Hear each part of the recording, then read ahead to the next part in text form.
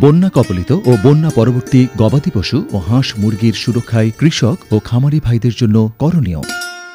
গবাদি পশু ও হাঁস মুরগিকে যথাসম্ভব উঁচু ও শুকনো জায়গায়, সম্ভব হলে মাচা বা বেড়া দিয়ে নিরাপদ জায়গায় রাখার ব্যবস্থা করতে হবে। প্রয়োজনে ত্রিপল ব্যবহার করে অস্থায়ী তাঁবু বা শেড নির্মাণ করে রোদ বৃষ্টি থেকে রক্ষার ব্যবস্থা নিতে হবে। গবাদি পশু ও হাঁস মুরগির জন্য স্বাস্থ্য সুরক্ষা জরুরি পশুখাদ্য যেমন শুকনো খড়, বাঁশের পাতা, কলার পাতা, শেওড়া পাতা, গমের ভুসি, ডালের ভুসি ইত্যাদি ও বিশুদ্ধ পানির ব্যবস্থা করতে হবে। উঁচু স্থানে খড়সহ অন্যান্য পশুখাদ্য সংরক্ষণের ব্যবস্থা করতে হবে। বন্যাকালীন গবাদি পশু ও হাঁস মুরগির বাসস্থানে নিয়মিত জীবাণুনাশক পটাশিয়াম পারম্যাঙ্গানেট স্প্রে করতে হবে এবং পরিষ্কার পরিচ্ছন্ন রাখতে হবে। মৃত গবাদি পশু ও হাঁস মুরগি মাটির নিচে পুঁতে ফেলার ব্যবস্থা করবেন।